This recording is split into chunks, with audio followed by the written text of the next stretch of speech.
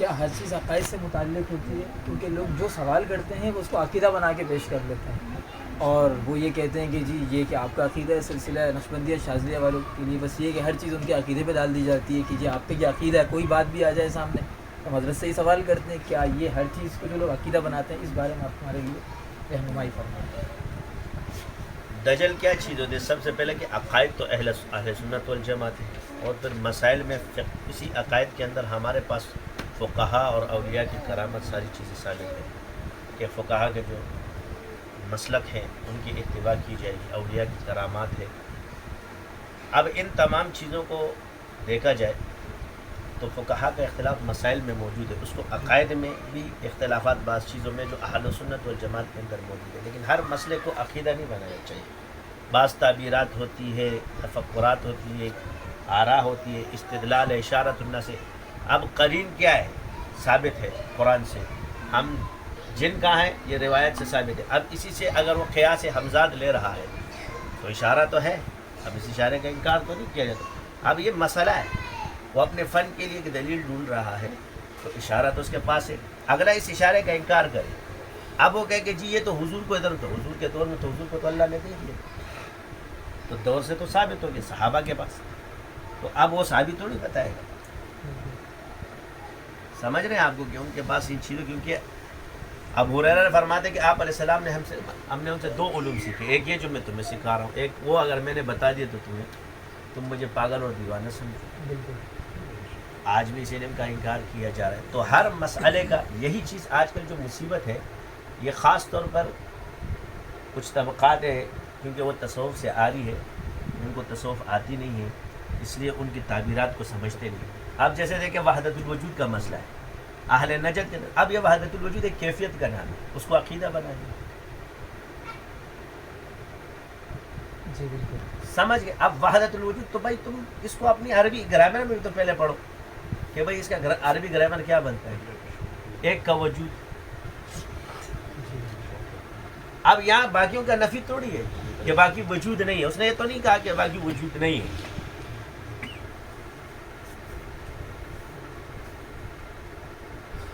سمجھ آ رہی ہے؟ لیکن کیونکہ تعبیرات آتی ہیں نا، تصوف نے سیدھا فتویٰ ٹھوک دیا. اب کتنے بڑے آدمی پہ ابن عربی رحمۃ اللہ علیہ کو، کس نے؟ ابن تیمیہ.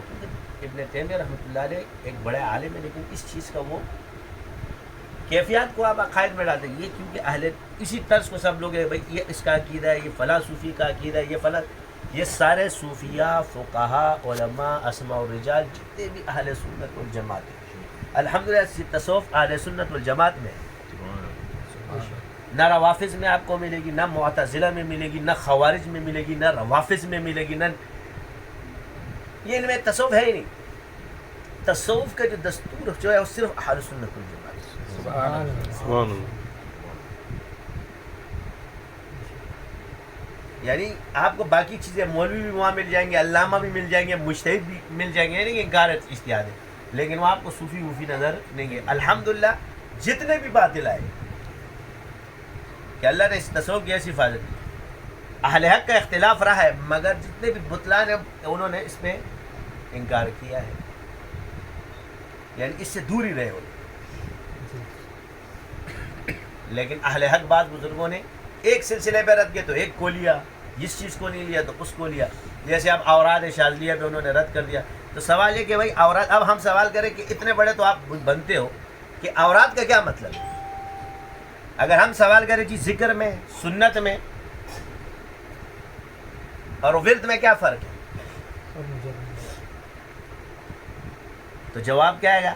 بھائی ایک بزرگ ورد بتا رہا ہے، اوراد بتا رہی ہے، سنت توڑی ہے، اشغال سنت توڑی ہے. آپ اگر اپنے اگر مثال کے طور پہ آپ کو جس حضور سے ہر چیز ثابت ہے، بے شک ہے، تو پھر یہ زمانے میں یہ اسی میں جو رائٹ چیزیں ہیں، یہ زمانے کے ساتھ اس کا کیا جواب ہوگا آپ کے پاس؟ مدارس کے نظام کا کیا جواب ہے آپ کے پاس؟ غیر مقلدین کا طرز آپ پکڑ کے بیٹھ جاؤ اور اپنے آپ کو جنو کہو، یہ کمیل نہیں ہے آپ کی. نہ طباعت اس دور میں تھی اس طرح کی. اگر ان چیزوں کو آپ اس طرح لگو، یہ ترتیبات نہیں تھی. سمجھ رہے ہیں آپ؟ نہ مدارس کی ایسی ترتیب تھی. تو یہ زمانے کے حساب سے اہل حق بزرگوں نے جو وہ کیے اور اس پہ علماء اب ایک بزرگ کو لو دوسرے کو. اب اس کتاب کے اندر جو قرآن و حدیث سے ہم نے تصوف کو ثابت کیا ہے اس کو نہیں لیا گیا، مگر کیا چیز اٹھائیں گے جہاں خود بس رہے. حالانکہ طبعات کی غلطی دنیا میں دیکھیں، امام شافعی رحمۃ اللہ علیہ فرماتے ہیں میں نے ایک بات کو بار بار لکھا مگر پھر بھی غلطی آئی سوائے قرآن کی. سبحان اللہ سبحان اللہ. یعنی آپ ایک تحریر لکھتے ہو، اس میں طبعات میں غلطیاں ضرور ہے کہ اس کو کبھی بھی آپ کو نہیں ہوا، پوچھو صاحب معاملہ سے، اس کو اٹھا کے آپ لکھتے ہو، وہ دجل کرنے ایک اس کو اٹھاتے ہو، دوسرا اس کو اٹھاتے ہیں، تیسرا اس کو اٹھاتے ہیں، ایک جوڑ لگاتے ہیں، پھر اپنے الفاظ میں اس میں رنگ بھرا جاتا ہے. اپنے الفاظ اور پھر وہاں حضرات بھی بیٹھے ہوئے الجواب الصحیح والے.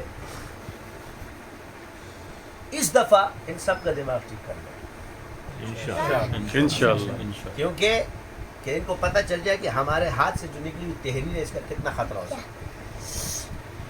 اسی لیے امت میں اور اس میں ملک میں فسادات پیدا ہوتے ہیں، انتشار پیدا ہوتا ہے. یہ چیزیں صحیح نہیں ہیں، ان سے پوچھو. کیونکہ آپ ریکارڈنگ کر رہے ہیں ابھی، اس میں بسا اوقات رکاوٹ آ جاتی ہے، تو جو الفاظ بیان کیے جاتے ہیں وہ کٹ جاتے ہیں، حذف ہو جاتے ہیں. جو ظاہری بیٹھے سننے والوں نے سنے ہوتے ہیں وہ الگ ہوتے ہیں. اسی طرح ایک دفعہ میرے شاگرد نے ایک چیز لکھی میرے بیان سے، اس نے کہا نا میں نے شخصیت پرستی کا اس نے تقلید شخصی کر دی، اس کی غلطی. اب یہ بھی جو شاگرد لکھ رہے ہیں ان سے غلطی ہو سکتی ہے، لیکن اس میں کوئی ایسی بات نہیں ہے جس پر لعن تان کی جائے. تو بندہ اپنے اگلے کو تحریر پڑھنی چاہیے. تو کیا کہ جی اس میں اس کو جواب دے رہا ہوں نا کہ اس لیے سایہ نظر نہیں آتا، تو اس نے نظر نہیں لکھا، تو ہم اس کو دلیل دے رہے ہیں. ایک القائی ہے، عقلی ہے، جو اللہ نے خواہ فرما دی دل میں، تو ہم نے اس کو عقلی طور پر اس کو ثابت کرنے کے لیے کہ بھائی یہ چیز ہوتی ہے.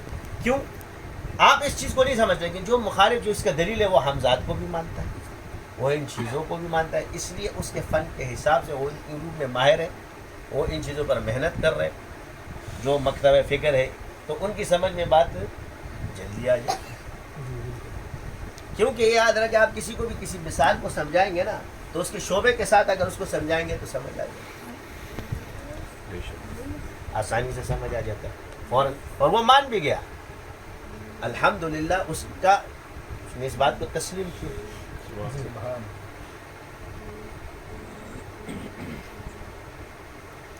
سمجھ آ رہی ہے؟ تو ان چیزوں سے ہم لوگوں کو پرہیز کرنا چاہیے. بھائی ہم نے کہا شوق ہے تو واٹس ایپ ہی مت بنو، ادھر آؤ ہم سے سوال کرو. اب مثال کے طور پہ جہاں بھی بزرگوں کے ملفوظات ہیں اس کو اٹھا لیا. اب مثال کے طور پہ ایک شخص ہے، اس نے ایک چیز اٹھا لی، ایک بزرگ کا کال جی یہ غیر اہم ہوتا ہے خواب. تو سوال پھر ان سے یہ کیا جائے کہ آپ بزرگوں کے ایسے الفاظ اٹھاتے ہو جی یہ غیر اہم ہے، تو ان کا یہ لفظ اگر اب آپ سے مخالف یہ کہے کہ قرآن و حدیث میں خواب کے اتنے تذکرے موجود ہیں، تو کیا یہ غیر اہم چیز قرآن و حدیث میں بیان ہوئی؟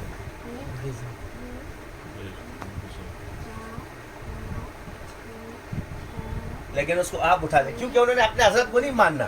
کیونکہ انہی مشائخ نے جو کرامات لکھی، جو ملامتیوں کے حالات لکھے، کہتے یہ ان کو نہیں لکھنا چاہیے تھا. یعنی ان سے اور دوسرے کو دلیل پہ اسی بزرگ کو پھر پیش کرتے ہیں. تو عرض یہ ہے کہ تصوف کیفیات کا نام ہے اور ان کیفیتوں کو عقائد نہیں بنائے. سارے بزرگ اہل سنت والجماعت ہیں. بہت سی تعبیرات ہیں. اب تعویلات کتنی صحیح روایات کی، تو کیا آپ اس کو کہو گے کہ جی ابو بکر جساس جو ہے نا منکر ہے اس بات پہ کہ ابو بکر جساس کہتے ہیں یہ حدیث صحیح نہیں ہے. کون سی چیز؟ جادو والی. اتنا بڑا آدمی ہے، کتنے روایات توسل کے اعتبار سے ابن تیمیہ رحمۃ اللہ علیہ حدیث سے توسل ثابت، ان کا مفہوم اس کے مخالف جا رہے، تو کیا کہو گے اس کا عقیدہ ہے؟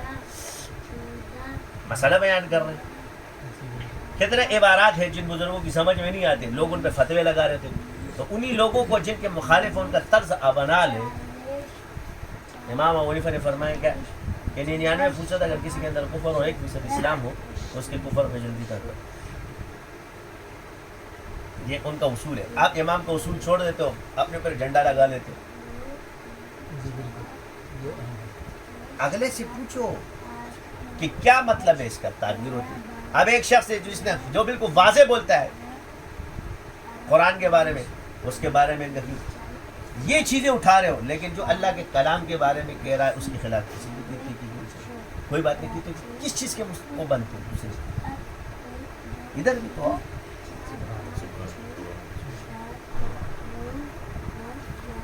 الحمدللہ جانتے ہیں ہر چیز کو کہ کیا ہے. باقی انسان ہے، ہم سے اگر غلطی ہے، سبقت لسانی سبقت قلمی سب چیزیں ثابت ہیں، اس پر ہم رجوع بھی کریں گے اور اس سے توبہ بھی کریں گے، لیکن خواہ مخواہ اپنے الفاظ سے ڈھنگ کے اپنی تعبیرات میں. ایک شخص مجھ سے کہنے لگا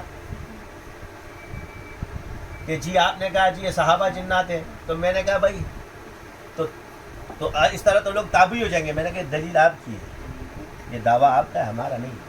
کسی سے دیکھنے سے یا کسی کو نظر آنے سے اس کے لیے حقیقی شکل ہونا شرط ہے، زمانہ شرط ہے، لیکن فیض بر حق ہے، لیکن وہ تابعی نہیں ہو سکتے. سبحان اللہ. یہ آپ کا دعویٰ ہے، کیونکہ الزام آپ لگا رہے تھے تو مدعی آپ ہوئے، جواب بھی آپ دو گے. اب جس شخص نے یہ چیز دعویٰ کیا تھا تو اس میں پہلے آیت سے اس کو استدلال نہیں کہ میں دلیل میں نے دی، تو اس نے اس سے کہا کہ بھائی یہ نہیں تھا. بھائی روایات ہے، احادیث مبارکہ ہے، صحیح روایات ہے، ضعیف روایات ہے، بزرگوں نے اس میں تعویلات کی ہے، بہت سی چیزیں جو مخالفت میں تعویل نہیں بھی ہو سکتی پھر بھی کی ہے، تو کیا ہم اس کو رسوا کریں گے؟ یہ چیزیں غلط ہیں. اگر جو مکتبہ فکر ہے اس سے استدلال لے رہے ہو تو کیا تم اس کو کیا کہو گے؟ تو ہم نے ان کو جواب دیا کہ اپنے آپ کو ثابت کرنا کہ نہیں، ہمارا دیوبند اعتدال پر، نہ ہم افراد میں نہ تفرید میں. اب ہمارے اکابر صوفیاء کے اشغال کے شاگرد ہیں، ٹھیک ہے جناب، تو شغل ہے نا، شغل سنت تو نہیں ہے، لیکن ہمارے اکابر ثابت ہے. اب جو لوگ شغل کو بدعت کہہ رہے ہیں اور یہ ان کی روایت ہے، تو اب یہ بتائیے اپنے بزرگوں کے بارے میں کیا کہیں؟ سند یہاں سے آ رہی ہے، ہر چیز یہاں سے آ رہی ہے. یہ صرف کیا ہے کہ جی شاذلیہ پہ رد کرنا، تو میں نے آج بیان میں لکھا جس نے شاذلی پہ رد کی تو اس کی حدیث کی سند گئی. اس بر صغیر میں سند ہے جو حدیث آ رہی ہے شاہ ولی اللہ محدث علی، وہ کس سے آ رہی ہے؟ ابو طاہر کردی رحمۃ اللہ شاذلی ہے، اور دوسری مخدوم ہاشم سندھی ٹھٹوی، وہ بھی شاذلی ہے. سبحان اللہ. سبحان اللہ. وہ شاذلی ہے. لہٰذا اگر ادھر جاؤ گے تو تم بھی جاؤ گے. صحیح ہے نا؟ اور یہ بھی نہیں، الحمدللہ کہ جو باغ و ہند کی سے برس ہے وہاں پر بھی ہمارے اکابر کی سند چلتی ہے اس میں. تو سوچ سمجھ کے کام کرنا چاہیے. وہ نہ کرو کہ صرف ایک ولی کو تو مانتا ہوں دوسرے کو نہیں مانتا. سارے اولیاء ہیں ہمارے لیے، ہمیں کیا پتہ، اور ان میں اختلافات بھی ہے، محقق عالم کو یہ پتہ ہے. لہٰذا یہ ایمان اتنے چھوٹے موٹے نہیں ہوں گے بس تم جو ہے نا آرام سے میں تمہارے کہنے پہ چلے گا. کسی نے کسی کو مسلمان کافر کہا تو یہ کفر لوٹے گا، یہ ہلکا نہیں ہے، ایک جائے گا. جی بالکل صحیح ہے. تو مسائل میں مسائل آ جاتے ہیں، کبھی کبھی سبقت لسانی یا بھول چوک ہو جاتی ہے، اس کا انکار نہیں ہے، لیکن اس میں کوئی ایسی خاص بات تھی بھی نہیں، کیونکہ دوسرے کا واقعہ اپنے پاس نہیں کرنا چاہیے. تو تحریرات میں اور طباعت میں غلطیاں آتی ہیں. سبحانک اللہم و بحمدک اشہد ان لا